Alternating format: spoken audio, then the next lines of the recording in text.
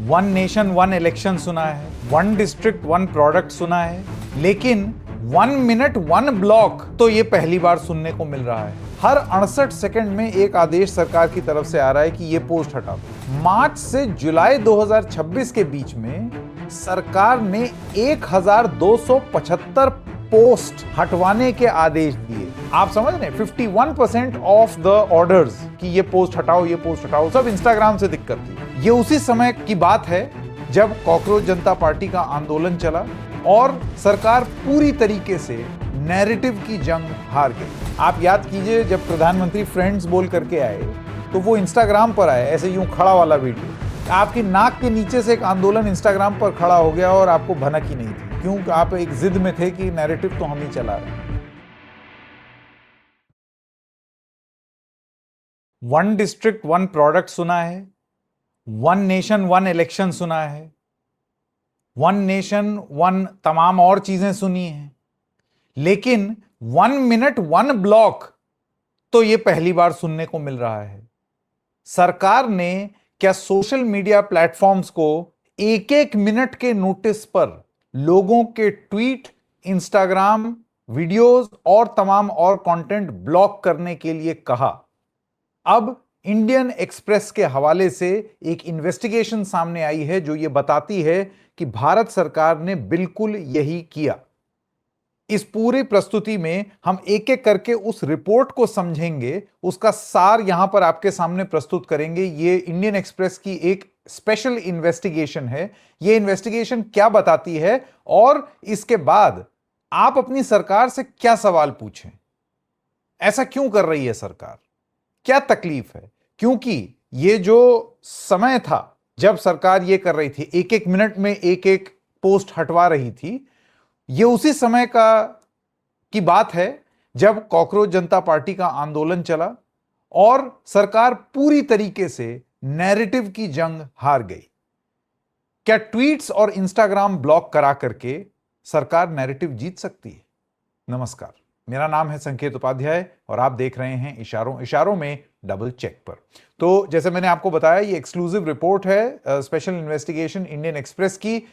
इसको रिपोर्ट किया है सौमेंद्र बारिक इंडियन एक्सप्रेस के, और उनका ये कहना है, इसकी शीर्षक है government sent 1 blocking order every minute, digital censorship drive. ये अनकवर की है इंडियन एक्सप्रेस ने, जिसमें वो कहते हैं an in depth investigation based on official data accessed by the Indian Express, it reveals an unprecedented surge in state-mandated social media takedowns targeting Meta and YouTube। यानी कि खास तौर से मेटा का मतलब क्या हुआ? फेसबुक और इंस्टाग्राम। तो इन लोगों पर खास विशेष प्रेम सरकार को था। अब ये कितना ज्यादा बढ़ गया वो जरा आप इससे देखिए, इसको मैं फुल फ्रेम कर देता हूं। नंबर्स देखिए, the unprecedented surge in take down directives, ये पिछले 5 महीने का है, मार्च से लेकर के जुलाई, यानी कि मार्च 2026, अप्रैल, मई, जून, जुलाई।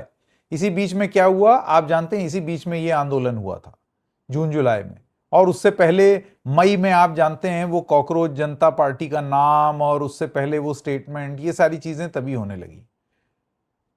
जो ऑफिशियल डेटा इंडियन एक्सप्रेस को मिला है मार्च से जुलाई के बीच में, उसमें उन्होंने ये पाया कि इस पीरियड में टोटल ब्लॉकिंग ऑर्डर्स 1.95 लाख थे, यानी कि लगभग 2 लाख पोस्ट जो अलग अलग प्लेटफॉर्म्स पर हैं, खास तौर से इंस्टाग्राम और फेसबुक, यानी कि मेटा जो कंपनी है। इसी वजह से आप जानते हैं मेटा के अधिकारियों को बुलाया गया, पूछा गया कि भाई क्या है, ये उसके पीछे की कहानी है। और फ्रीक्वेंसी क्या थी इस पीरियड में? अगर आप ये लगभग 2 लाख अगर ब्लॉकिंग के आदेश दिए हैं सरकार ने, तो उसकी जब आप फ्रीक्वेंसी कैलकुलेट करते हैं तो 68 सेकेंड, यानी कि हर आदेश 68 सेकेंड में लगभग राउंड ऑफ कर देते हैं, 1 मिनट में एक आदेश आ रहा था कि इसको हटाओ, इसको हटाओ, इसको हटाओ। 1275 डेली एवरेज ऑर्डर्स थे ऑफ स्टेट बैक्ड डायरेक्शंस, यानी कि सरकार ये कह रही थी कि अब आप ये पोस्ट हटाते जाइए। आप सोच रहे हैं, हर 68 सेकंड में एक आदेश सरकार की तरफ से आ रहा है कि यह पोस्ट हटा दो। Record search. अब जरा यह आंकड़ा देखिए, इंडियन एक्सप्रेस की रिपोर्ट का यह मानना है कि अक्टूबर 2024 से अक्टूबर 2025 तक, यानी कि पूरे 1 साल में जो एवरेज था वो था 6 आदेश प्रतिदिन। लेकिन मार्च से जुलाई 2026 के बीच में सरकार ने 1275 पोस्ट हटवाने के आदेश दिए प्रतिदिन। टोटल इस पीरियड में मार्च से जुलाई में, जैसे कि ये स्लाइड बताती है, लगभग 2 लाख 1.95 लाख। यानी कि अगर आप वो बेसिकली डिवीजन करेंगे तो आप ये पाएंगे कि 212 गुना jump in terms of percentage, 21,150% jump in blocking orders by the government, और वो भी इतने छोटे से पीरियड में। आप देख रहे हैं ये डिफरेंस। अब ये जानकारी इंडियन एक्सप्रेस को आरटीआई रिकॉर्ड से मिली है, जो उनका सहयोग पोर्टल है मिनिस्ट्री ऑफ होम अफेयर्स का, वो उसमें ये सारी जानकारी रहती है। तो इन्होंने आरटीआई लगाई और प्राप्त कर लिया ये सब। आप जरा देख रहे हैं, कहां तो 6 आदेश आते थे हटाने के एक दिन में, और कहां 1275 हो गया एक दिन में। मतलब कितनी तकलीफ है ट्वीटों से और इंस्टाग्राम के पोस्ट से भाई। अब ये जो ब्लॉकिंग ऑर्डर्स हैं, इनको डिस्ट्रीब्यूट किस तरीके से किया है, क्योंकि कहां सबसे ज्यादा इसका असर देखने को मिला, तो ये आपके स्क्रीन पर है। इंडियन एक्सप्रेस की रिपोर्ट ये बताती है कि मेटा के प्लेटफॉर्म्स पर विशेष रूप से ये आदेश दिया गया था। इंस्टाग्राम पर ये आदेश दिए गए थे 1 लाख से भी ज्यादा, यानी कि 1,95,000 जो आदेश दिए हैं, उसमें से 1 लाख ऐसे आदेश इंस्टाग्राम अकेले के लिए थे। फेसबुक में करीब 80,000 थे। यूट्यूब का कोटा 8% था। आप समझ रहे हैं, 51% ऑफ द ऑर्डर्स कि ये पोस्ट हटाओ, ये पोस्ट हटाओ, सब इंस्टाग्राम से दिक्कत थी। तभी ना मेटा की टीम को बुला करके और सवाल पूछे गए। और फेसबुक भी मेटा का है, तो अगर आप इन दोनों को मिला दें तो Meta platforms accounted for 9 out of 10 orders. अगर 10 आदेश दिए जा रहे हैं तो उसमें से 9 मेटा के विरुद्ध थे।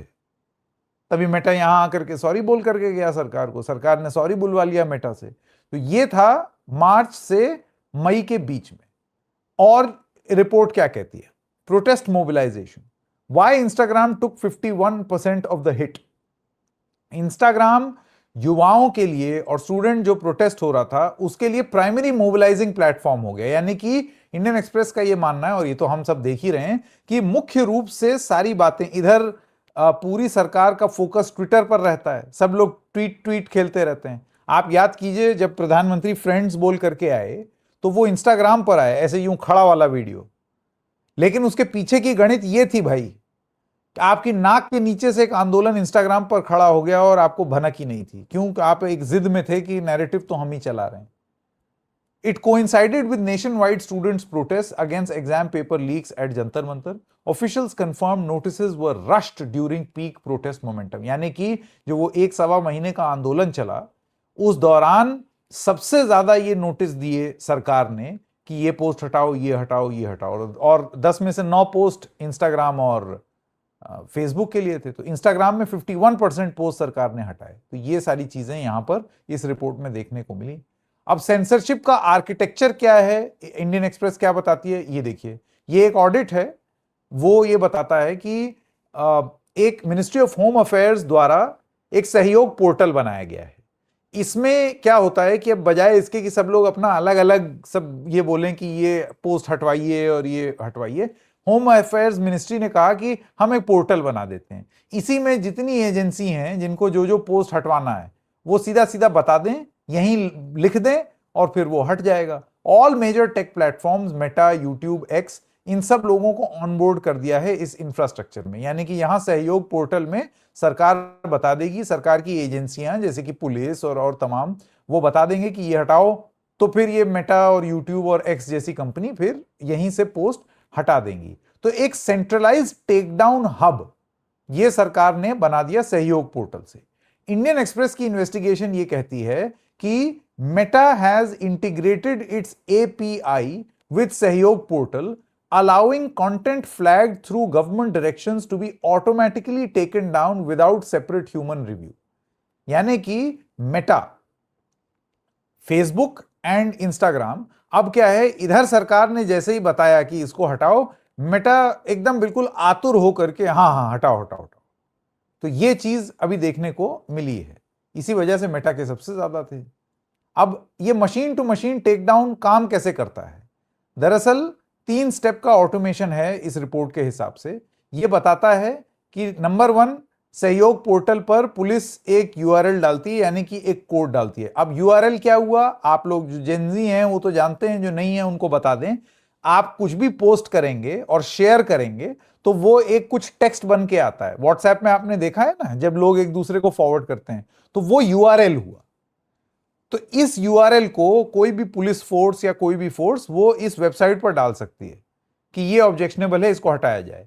इससे मेटा को एपीआई, यानी कि उनका जो एक प्रोसेसिंग सिस्टम है, ऑटोमेटेड रिमूवल मैकेनिज्म, उनको ये पता चल जाता है कि भाई ये हटाना है।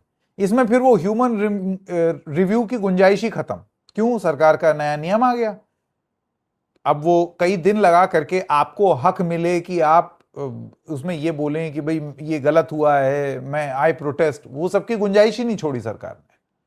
तो खट से वो टेक डाउन हो जाता है और इंस्टेंट ब्लॉक हो जाता है। पोस्ट पूरी तरीके से जियो ब्लॉक हो जाता है, यानी कि इस देश में नहीं दिखेगा। तभी लोगों के पोस्ट धड़ाधड़ उड़ रहे थे, वो पोस्ट उड़ने शुरू हो गए। तो ये चीज machine to machine take down है सहयोग पोर्टल की, जो मेटा करने लगा। उसके बाद भी, ये सब करने के बाद भी, नियम बदल लेने के बाद भी सरकार को यह आपत्ति थी कि हम नैरेटिव नहीं जीत पाए इतना सब कुछ करने के बाद।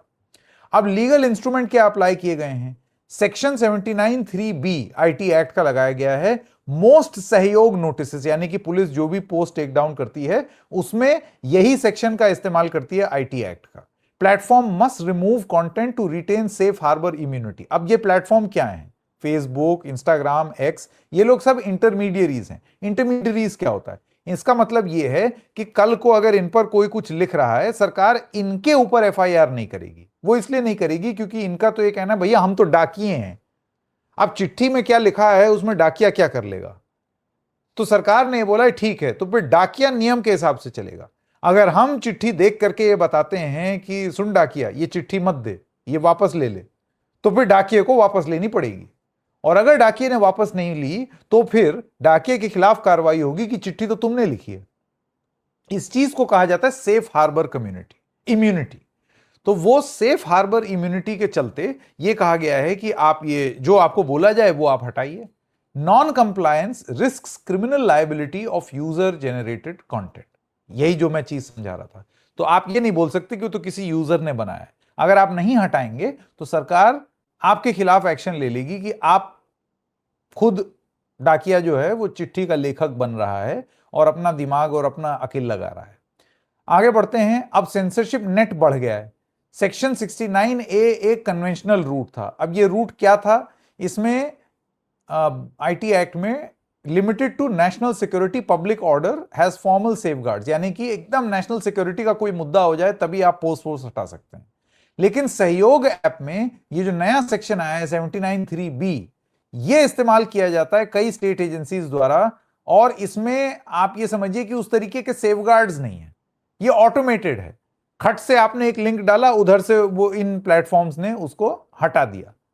अब आपके पास तो कुछ स्कोप ही नहीं बचा। पुराने तरीके से एक सिस्टम था जिसके तहत आप ये चीजें कर सकते थे।